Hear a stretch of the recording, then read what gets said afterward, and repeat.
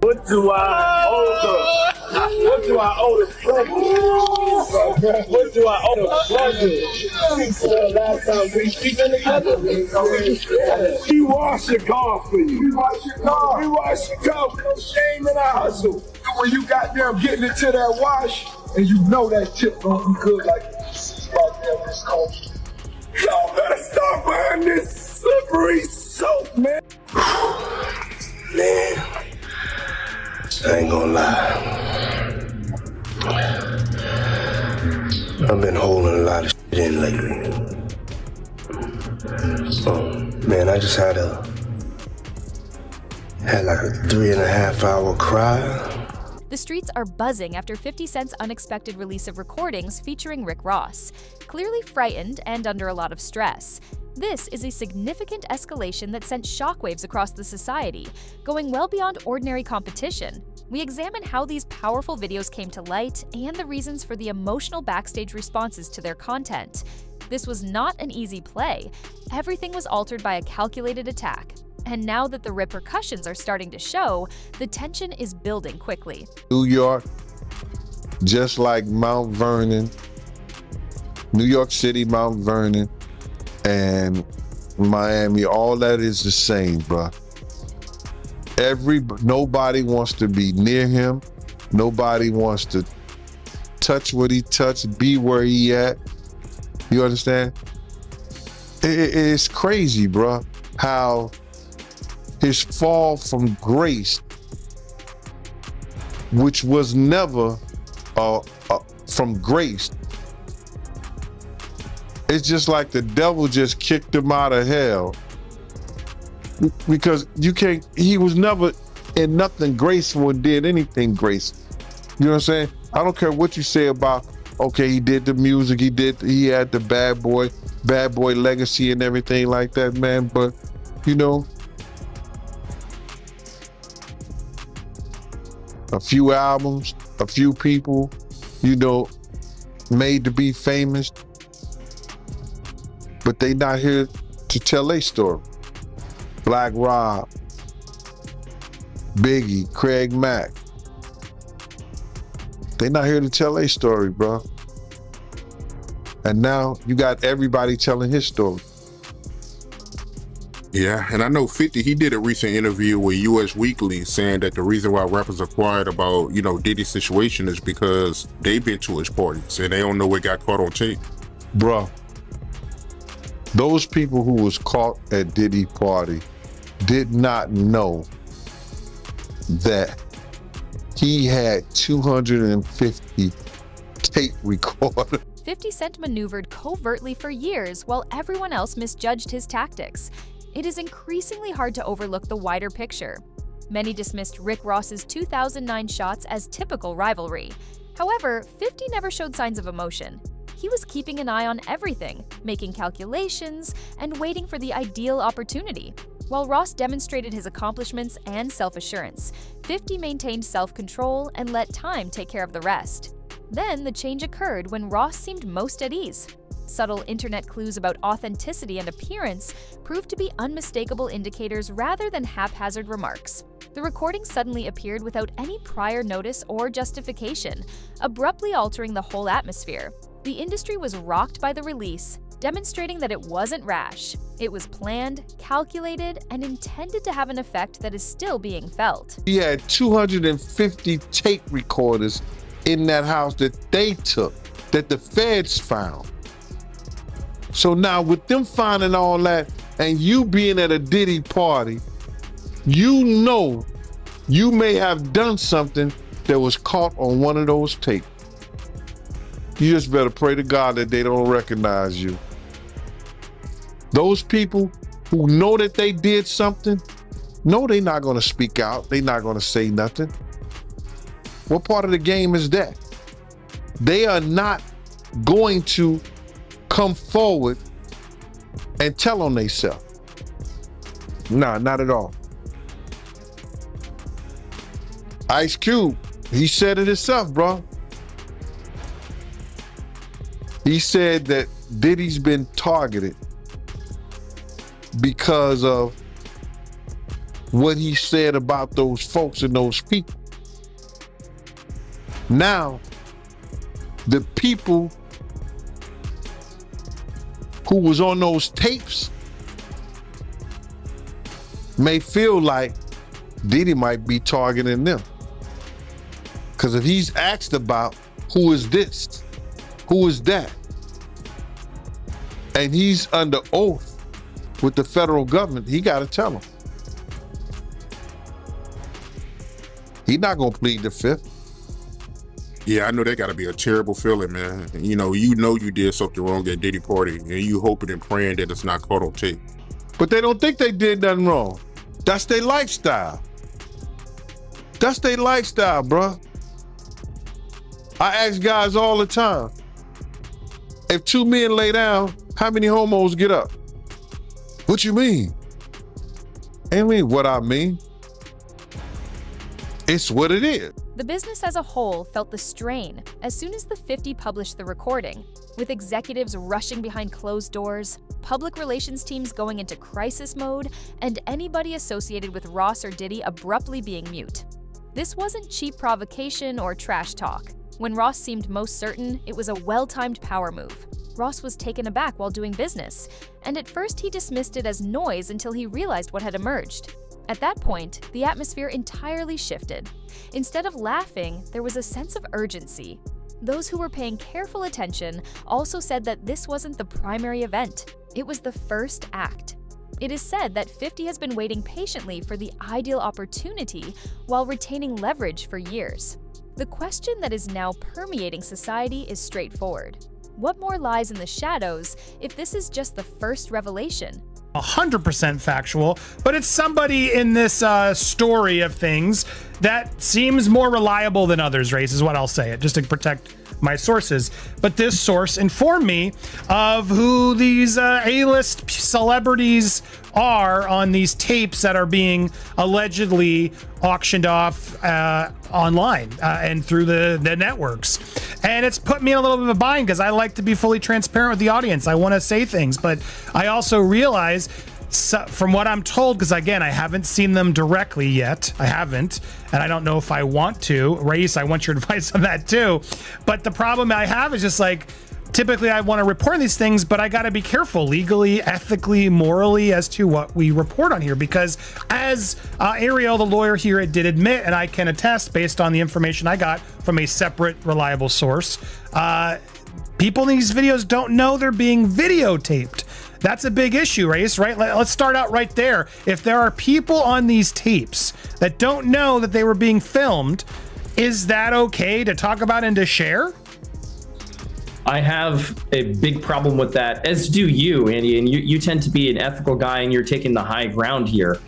Notwithstanding the fact that you may have some significant information and reliable information, but the reality is that, look, I mean, if people were recorded non-consensually and you are the one to identify them, I think that's a problem, right? And I think anytime anyone has content, right, this is not an email, this is not a text message, this is video. And there's specific statutes without using specific language I don't want to get into, but everybody knows what we're talking about here. It's Diddy with this person, I'll say that. It's Diddy with this person. Actually, yes.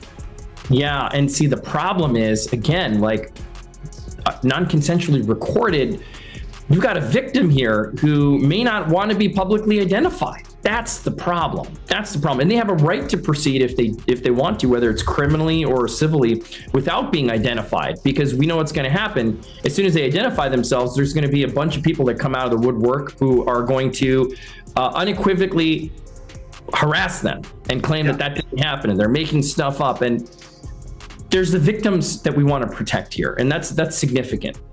Well, it's interesting because here's why I wanted to have this conversation, because I know a lot of you are like, Andy, just say it. No, I'm not going to say them, but I wanted to have this conversation as to why we're not saying it and why I think others haven't yet said it, Raised, because again, legally, ethically, morally, it's just not right. Now, there's an argument I've had with people who are like, well, they knew what they were doing with Diddy. Like these were consensual acts, like they knew, and he filmed other times. So I don't know what the big deal is. It's gonna come out. It's gonna come out is what I keep hearing from other reliable sources. And It may, guys, it may come out, but it's not going to come out via me. That's just to warn you all, because I don't think it's wise for us to put out something like you just confirmed it without the consent of the other person in the video. Because again, from what I'm gathering based on some of these Ross's claims that he had no genuine connections to specific individuals are now being severely questioned, since these recordings totally contradict that story. What 50 revealed links Ross to behavioral interactions with Diddy that go far beyond casual meetings, offering a degree of exposure that's difficult to ignore. Ross is also heard confidently discussing discreet agreements with emerging talent on the tape, indicating that this was not a single incident, but rather a part of a bigger trend. Industry experts are cautioning that such content may have serious repercussions, and that's precisely why there has been such a strong response.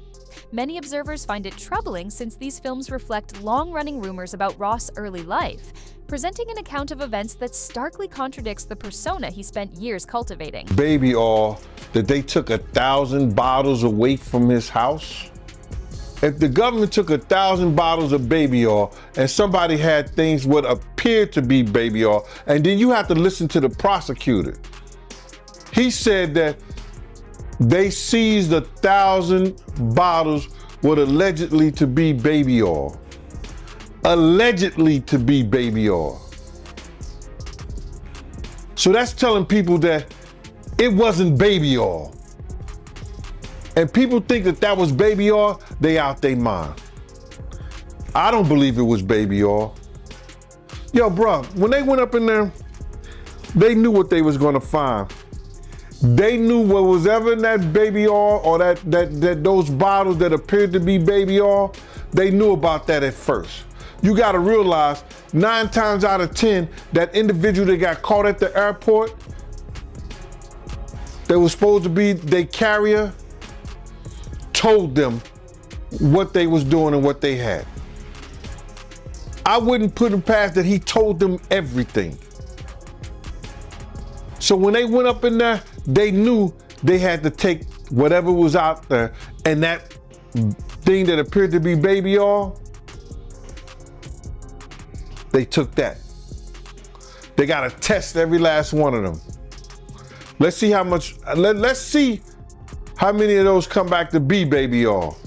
Bro, listen to me. Costco don't sell that much baby oil. Where you know sell that much baby oil? Yeah, I don't know any store that sell that much baby oil. I know Costco, they came out and said that they don't even sell baby oil. My sentiments exactly. But you personally, right, what do you believe was in the baby oil? If you ever seen a massage parlor being raided and they walking out the people, do they take the massage oil with them when they go? No, they just walk out the people who are being arrested. A person getting arrested and the people being arrested in those brothel houses. Do they take out the stuff in the brothel houses? No, they don't. They take the individuals who are being arrested out the brothel houses. For them to take 1,000 bottles of baby oil, it's like that they did not leave one. They left people there, but they ain't leave not one bottle. Nobody needed no baby oil. So my whole thing about it is that there was something in that other than baby oil. That's why they took all the bottles. And 9 times out of 10, if I would give it a wild guess, it was, and like some of the people told me, it was probably that GHB. What's that? I think it's gamma hydrox.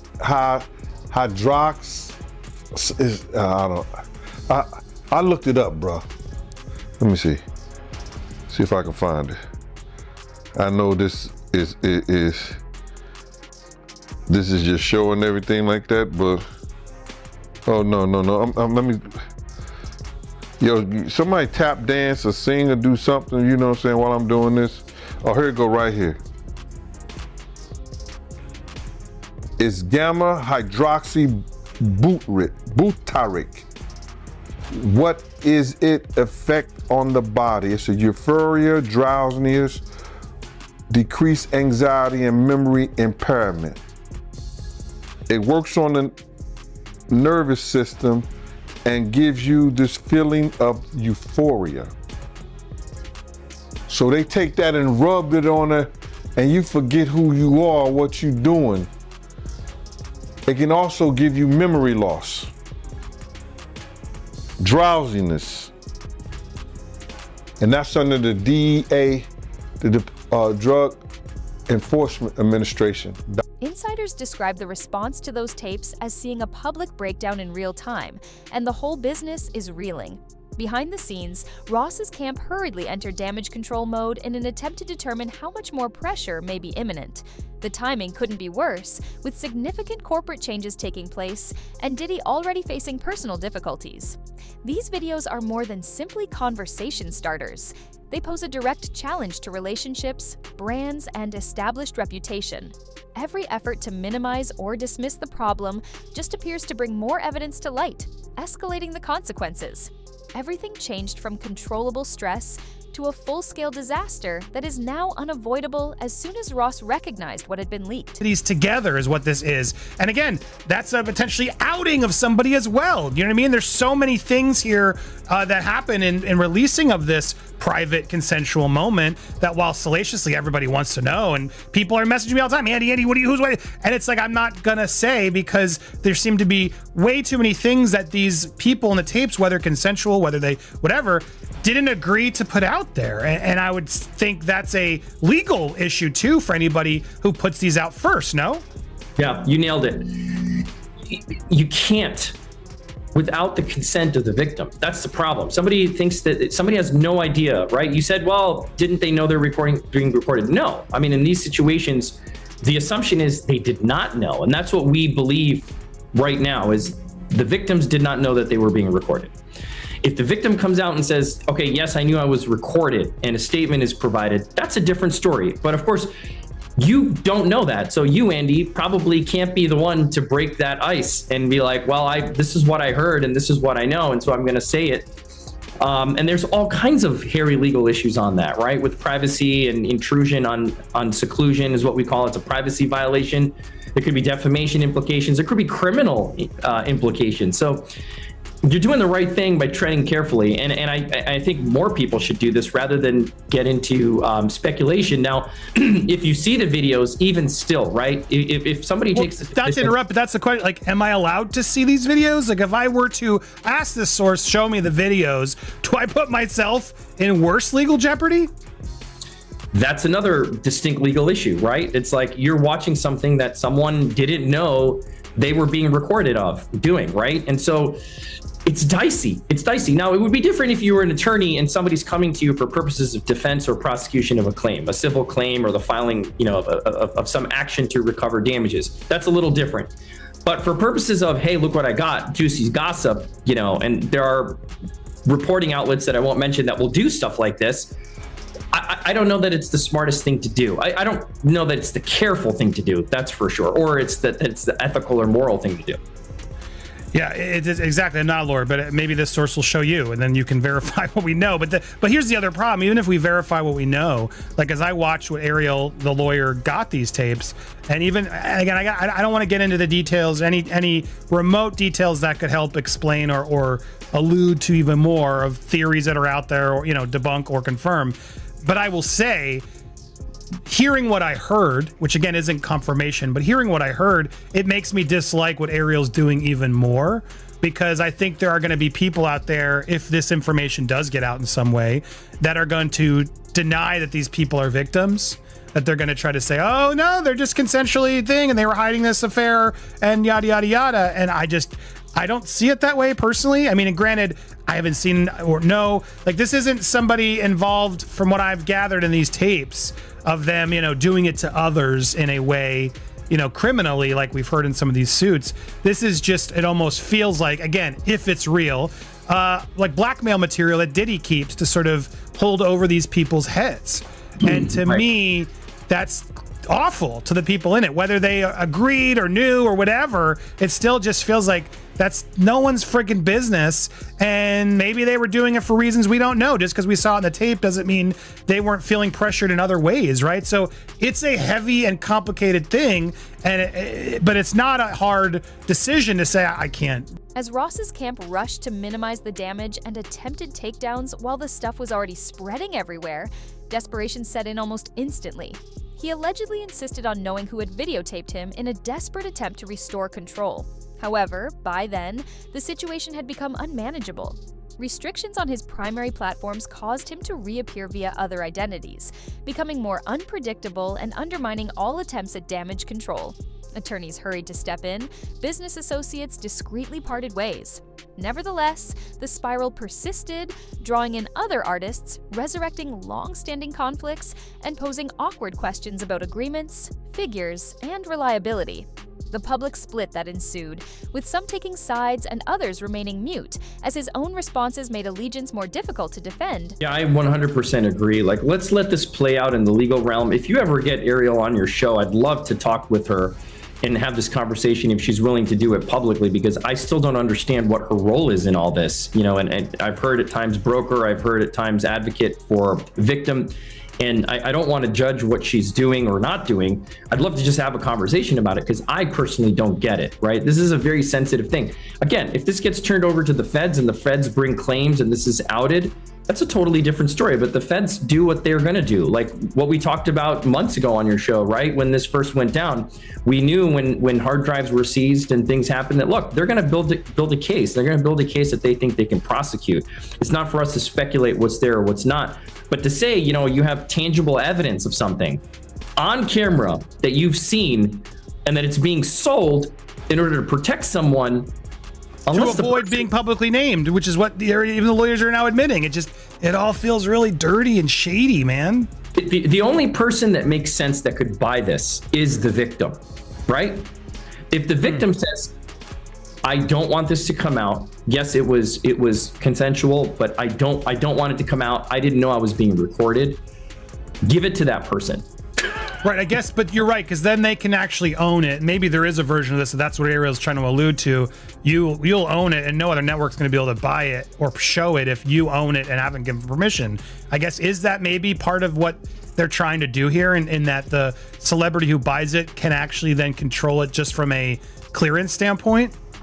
Yeah, I mean, look, it still raises some legal concerns, right? Because let me say it this way. If this was a transaction, if this is a business transaction wherein the victim is then acquiring the exclusive rights to this tape or tapes, and that the person who recorded it is avowing that they will not use it, I don't know where that leaves P. Diddy and the feds, right? But they have an independent right to bring this stuff to light if it gets prosecuted. But my point is, if you're transferring legal rights of this consensual or non-consensually recorded tape to the victim, I think that's a better position to be in. But then the question is this person even in a position to be able to buy the tape, right? Are they a high-level celebrity? Like, who are they? We can assume that they're celebrities with millions and millions of dollars to expend on something like this. Every action simply made the collapse worse rather than better, turning a crisis into a self-inflicted breakdown that the whole industry was unable to ignore. Interview. It became hard to overlook the true allegiances of the sector when everything exploded. With muted responses and deliberate silences, subtle acts spoke louder than words, making it obvious that support was eroding.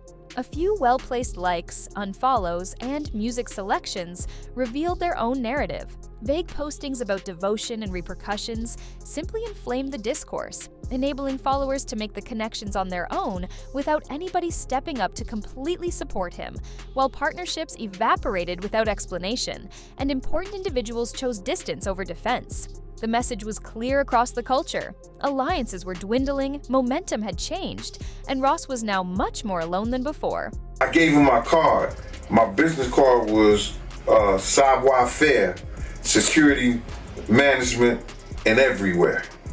You know what I mean? So 50 did a song about that. You know what I'm saying? And he put that in the song. And some years, a about a year or so ago, not even a year or so ago, he said that when he dropped my name, he said, yo, I got the Savoir Faire, I got that from Big Gene. He been trying to tell y'all about this puff shit years ago. But 50 was the type of dude that if you knew he was with you, he was with you. Even back then, he had your back whether you was security or whatever you did. If he was with you, he was with you. And that's what you gotta love about him. You know what I mean? You ain't gotta question his loyalty, you know what I'm saying, on some fight shit or if you in a situation. Cause he going out. Well, I guess you were hanging around him or knew him, right before he got shot. Well, what happened is that I had got some information. 50 came to my house. I tried to fit him on a vest, but I'm like, at the time I was like a 3X. And 50 was like a large, you know what I'm saying? So he couldn't really fit the vest, but I gave him a cover to try to tell him, because he had some pads, some vest pads. So I just told him what the situation was that I knew. And told him he had to watch himself because those cats was gonna come at him. You know what I'm saying? And he was like, yeah. And he was supposed to be going to Cancun. And I told him, if you come to Cancun, I got you, because I used to be down there doing security at Daddy-O's. You understand? And I had people down there that I knew that was from Puerto Rico, and they was working down there, so they should make sure when I hit the island, anything and everything I needed, I could get it right there on the island. You understand? They work directly with the syndicate. So 50 was supposed to come down there to do a show, and he didn't make it because they had shot him up. I don't know if he was coming in the first place, but he was supposed to, because he was paid half the money to come down there to perform How to Rob an Industry Cat. And when was the next time you seen him after that? The next time I seen 50 after that was at Jack the Rapper. He had blew up. Man. He was like, he was this dude and everything like that. And I was sitting we was in Puerto Rico, and I was sitting by myself, just chilling, and he had his whole entourage with him. He came directly over to me. He like, yo, Gene. I was like, yo, what up, Fit? I said, what up, 50? He said, what's up, man? He said, yo, put his hand out to me, and grabbed my, he said, yo, they can't stop what God got planned.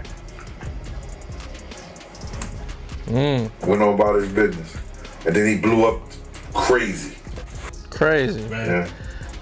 How do you feel about 50 going so hard at Diddy with the documentaries, and what did he do to 50 that made him hate him so much, man? That's crazy. Well, I think it's just, you gotta look at it like this. 50 was writing a lot of shit that made a lot of money for Diddy.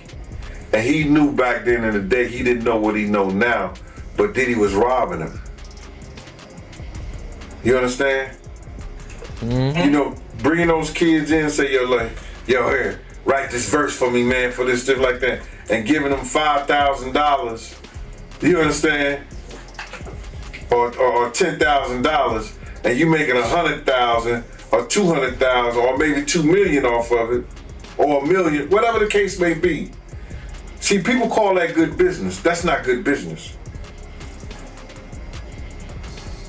That's taking a person's talent, using it for your own self-indulgence, and not giving him what it's worth. When you could have been teaching these kids, you could have been helping these kids, and maybe these kids would have been helping you at the point you are right now. So, if that's the case, he have every right. But 50 is doing this for the culture. You understand? If it's going to be told. Label executives quickly went into damage control mode as the backlash grew, discreetly calling off meetings, changing lineups, and keeping opposing groups apart. It became evident that this was no longer personal as studios avoided overlap and festivals rearranged shows. It was completely business-related. Industry rumors equating the current position to previous era-defining standoffs increased anxiety when 50 warned that additional material would leak.